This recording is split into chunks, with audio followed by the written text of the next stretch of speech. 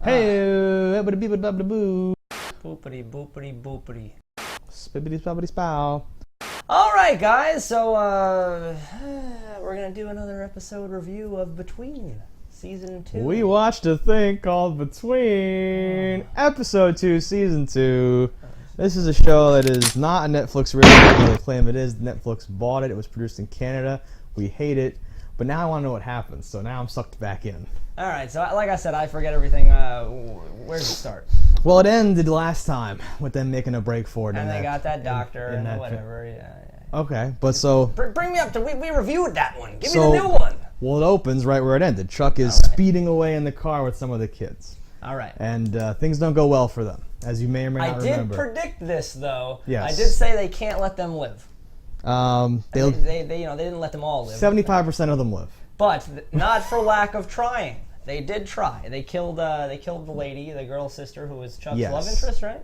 Or at least was last season. Maybe? I don't even know who the fuck's who anymore. Some of these characters are so forgettable and like plain Janey looking, where you're like, are you even a main character?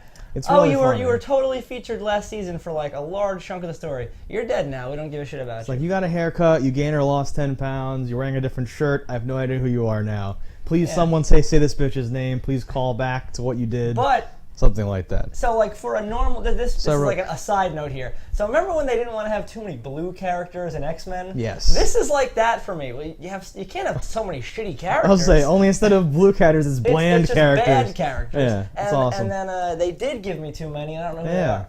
All right, so back to where we are. So, so I wrote sniped, because it was like, pa-ting. And they... So, like... When you say not for lack of trying, I feel like they almost intentionally let them go back to the... So that's why, like, the first episode, I was still kind of like, what are we doing this? Oh my god, we're actually watching more of this show? This is horrible. But now, I've let myself... Because by the end of the last season, I was like, I need to know what the fuck is happening here. I need to know what's going on with this virus. I'm not entirely sure the people writing this show know what's happening in Making the show. it even better. It worked for Lost. It has to work here. Lost, though, they thought that, but I fully believe Lost had a big, like, wall with serial killer writings and shit on it. Like, I never watched Lost, so I don't. So I have no opinion on the matter. But I've heard that. This is the writing of a crazy child. This is the writing of a crazy young child. Because it's as if you had like 10 crazy kids in like first grade and like, all right, together we're gonna write this thing by passing the notebook, and you're like, oh my god, you ruined that part. You can't go back to that. Oh, you're doing that part now. All right. I actually wonder if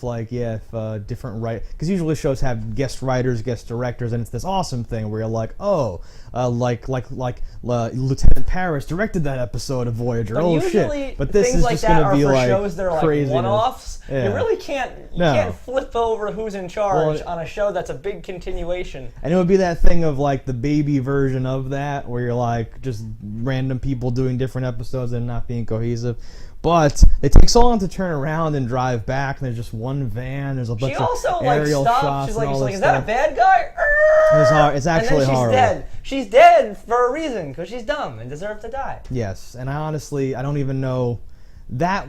I found that to be so shocking at the time. I forget if I wrote anything down for that, but yes, she like slams on the brakes to get shot, and at the time I'm like, oh, that's because if they shot her while it was moving, they would have had to have done all this complex stuff with grabbing the wheel and keeping them all from dying or whatever, so that she had to stop first.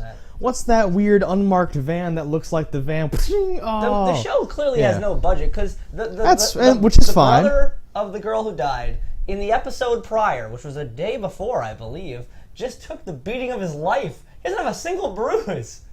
The brother of the girl who died. The kid in the back seat who got the $3,000 originally to buy like Snickers or whatever. Yeah, the head of the Lost Boys or whatever. Okay, yeah. So yeah, there's no cohesive anything in this show. He almost died like a few weeks ago, and now he's leading a gang of ragamuffins. Well, he's diabetic. They don't reference that at all. I forget. Did they find insulin in the first season? They cured diabetes, so I'm he's sorry. fine now. I missed that He's part. completely I fine. Cured diabetes. So something bad happens. Their first impulse is to turn around, which I guess is fine, and they all go back to the town. I don't know that would be my impulse, but not at all, not one bit. That's crazy talk. I'd be like, bitches are shooting, hit the gas pedal. Get the fuck out of here. They're killing us. They don't want us to leave. Let's do what they say. Like, that's not a good. Again, you've gained nothing other than one less mouth to feed. So I suppose you did gain something in the fact that you're trapped in a place with little to no food. I wrote down Chuck's kind of a bitch now. Chuck's been a bitch? Chuck was trying to not be a bitch, though, and I know that's a front, and that's what they do with characters and all that stuff. No, it's like every bully. You're only not a bitch when you are in a position of power where you have your boys. Yes. Once he's alone and shit's hit the fan, everything collapsed. He's a little bitch, yeah. But his face, he just makes me sick. He's such a bitch. Yeah. I'm like, why are you such a bitch? That's the actor, though. That's his face. Well, the actor brought the face. Oh, okay, that's fine. Yeah, we hate him. So similarly, we also ended with a tunnel collapsing, and we kind of picked up there again. There's a stranger in the tunnel, claims to know Adam's father, claims to have a cure, vaccine, something or other going on. He is not trusted speed away because he knows his father, which you know obviously shouldn't trust him. Right. So in the finale, hopefully you're caught up. You're not watching this out of order.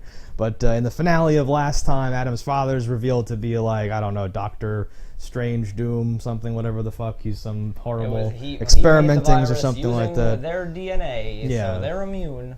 Some goofy ass bullshit.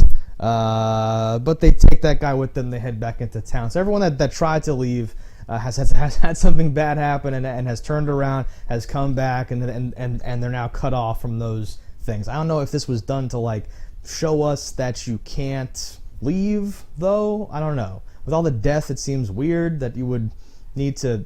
I don't know. There's this underlying thing on the show, and that's what's making me so curious. And I know in my heart that you're correct, and they don't have anything planned. But it's like they have to be doing so. Like logically, as a viewer, let's say, as like a like critiquer here, they need these kids to be there for some reason. They're doing something. Because they outright tried to kill a bunch of them, and now they're just still there. And if they leave, they try to kill them, but otherwise they keep them there. So there has to be like, oh, they're testing something. No. Something's going on. There's nothing. All that stuff. It's classic miniseries syndrome. Have you ever seen any miniseries that ended well? I don't know how many miniseries I've seen. You could look at any miniseries in the world. And the first part, you'll be like, this is the best thing in the world. You're like, holy shit, TV, this is so good. TV has changed forever. It's on caliber with any movie. And then like by the middle, you're like, all right, I guess I'm still on board. This is all right. This is okay. It's still like a 7 out of 10. And then the ending, you're like, that's a -6. You're like the worst. You should have just said it was canceled, and then people would have had like a writing campaign to give you some money or something. But no, you were like, nah, I'll finish it off, and people hate you now.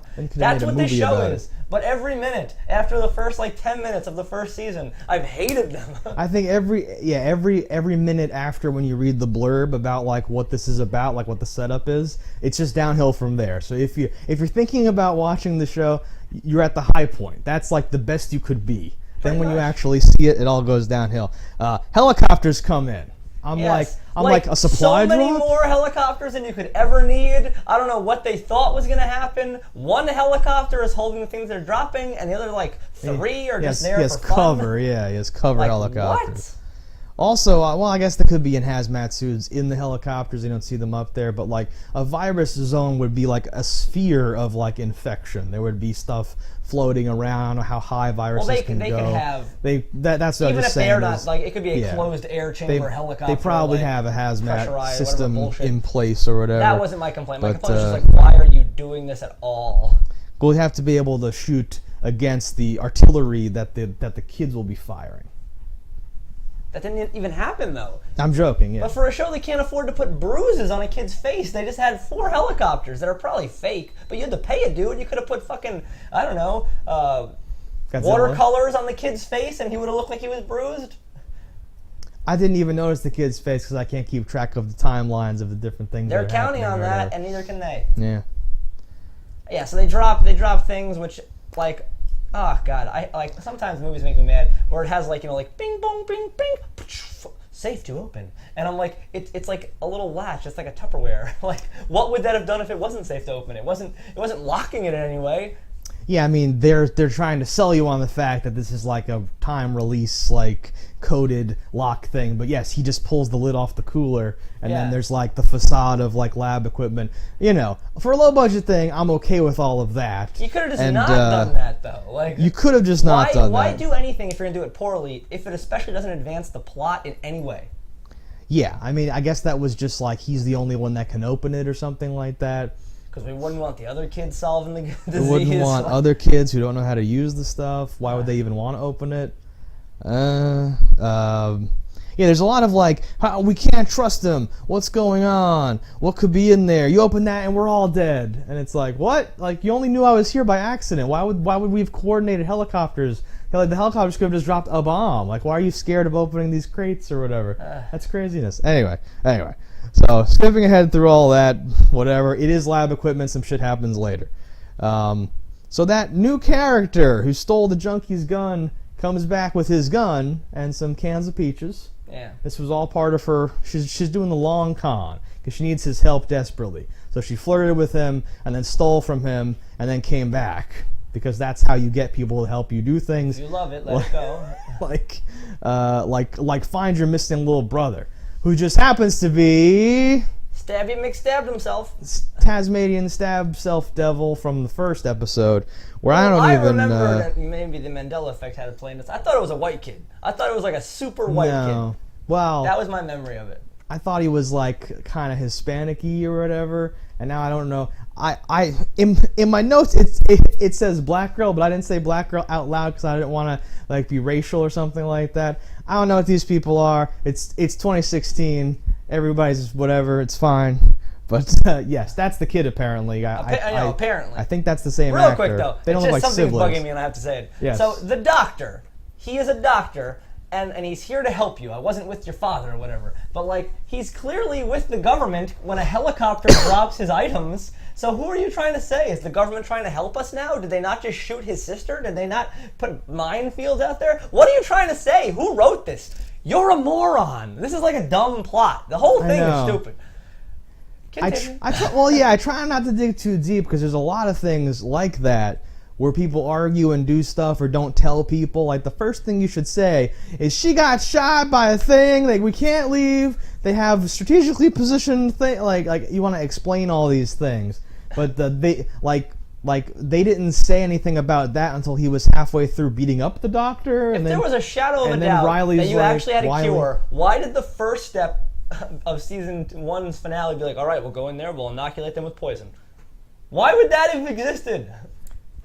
Again, because there's some secret, hidden, awesome things happening. There's nothing. I wish that there were, though. Wouldn't that be great? Wouldn't it be awesome if there was some awesome reveal?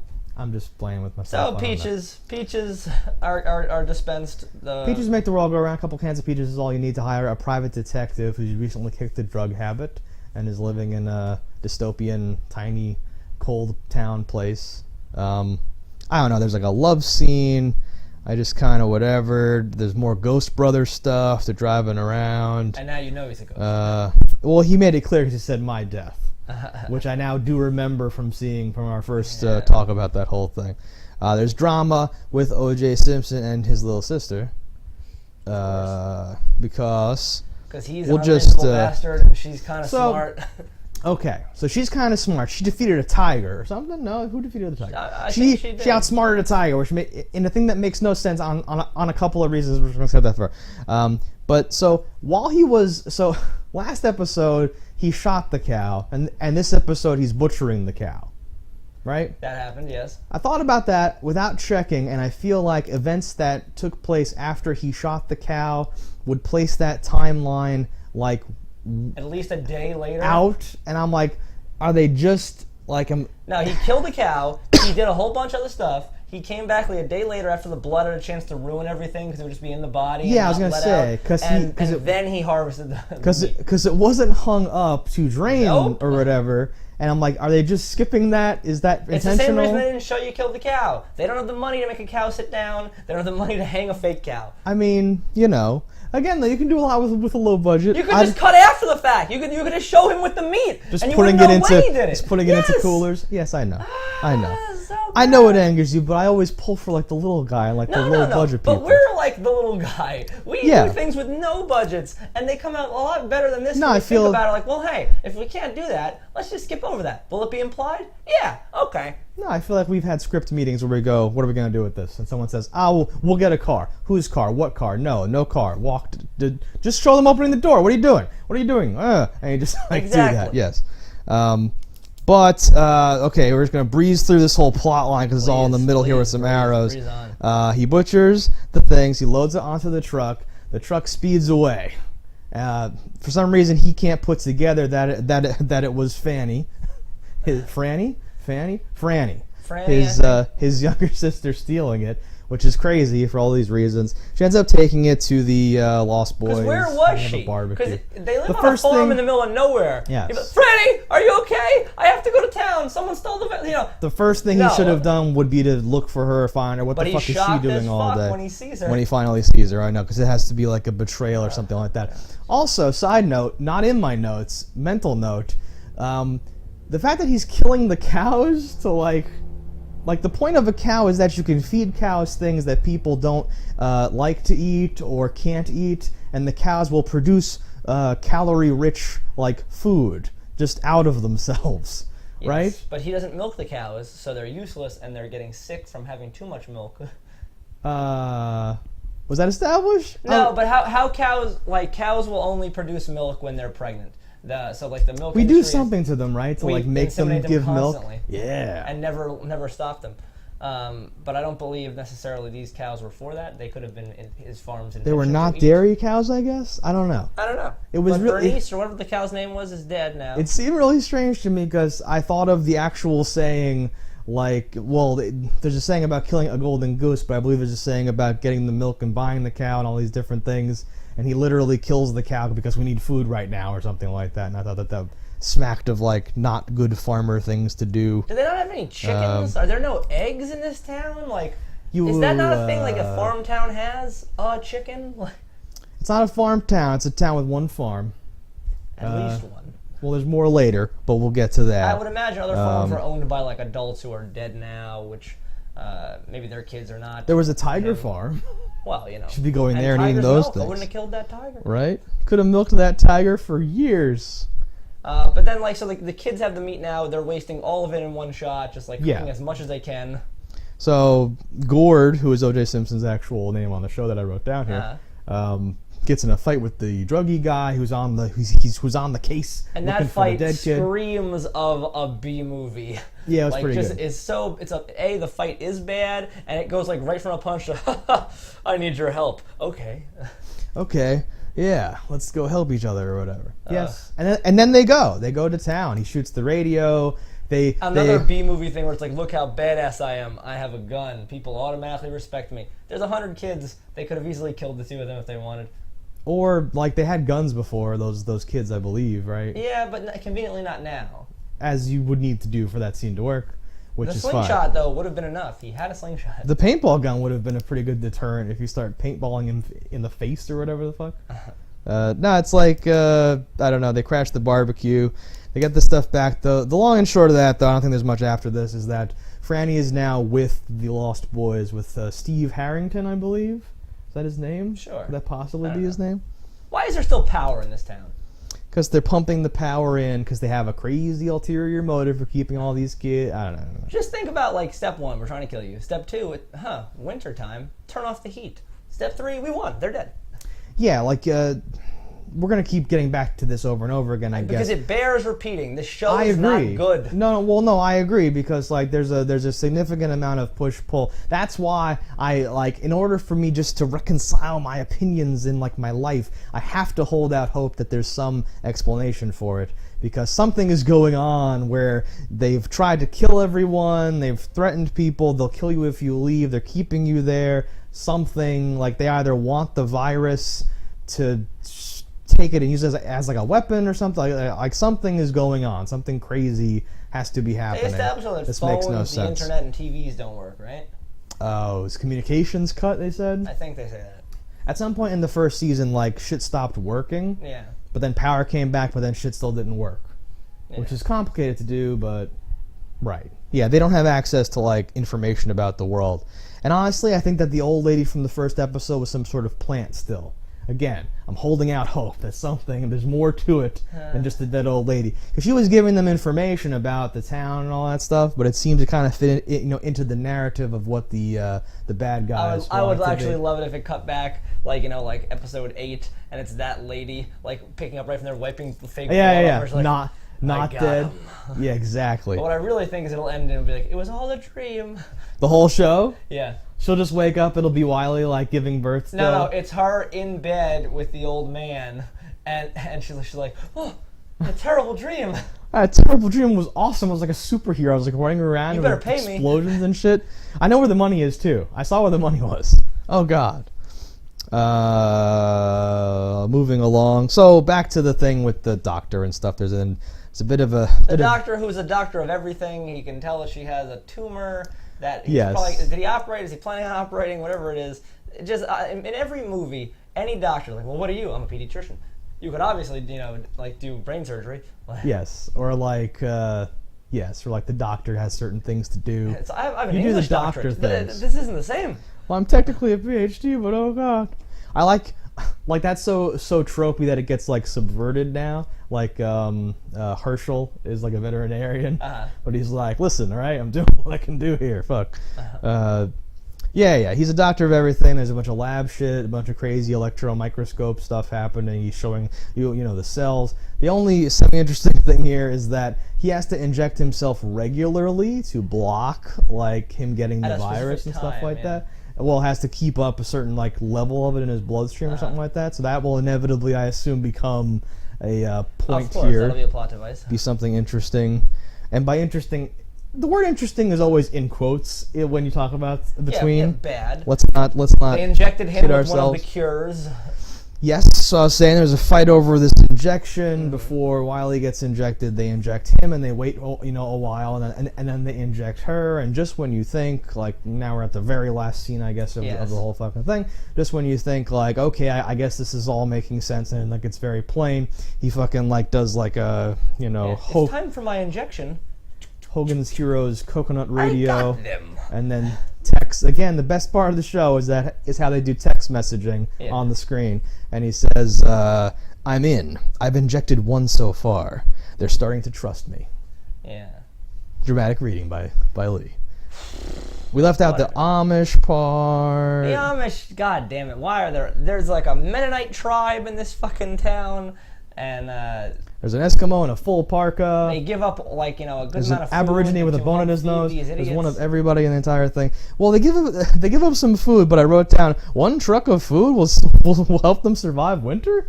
Like there's hundreds of people in the town. Now nothing of the show makes sense. They said like 500 people, and a lot of that pickup truck's bed was taken up by the dead body, which is just not sanitary. I feel like.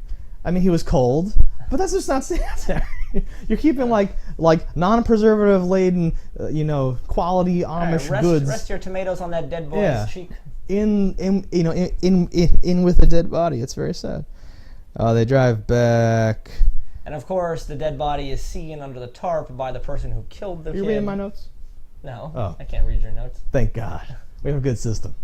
My handwriting's illegible. Yeah. I wrote that down too. And the bar chick and the convict see it. Yeah. Was what I said, because again, everything happens within not the same like 2-block radius, like the same like 100-foot like radius or whatever. Because that means that bar is close enough to the orphanage that if you yelled from either one, you could like hear it.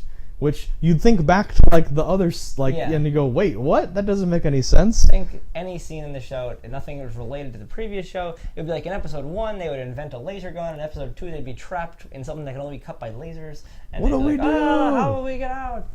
Yeah, but that means like when this, and I don't even know, like this is one of those stupid things where he could just say like, I know it's crazy, but he fucking he fought me and like I was trying to do something. No one would have ever seen this kid before, so they'd probably have believed him. Right. Also, if you're gonna dump bodies, you dump them into an Amish like family's house and don't bury it completely. Like, what is that about? Yeah, and the whole process. I took care of it. Don't worry. I left him in a field. I threw him 3 blocks that way. Yeah, like right outside of where people are. Feed him to a tiger. This show is terrible.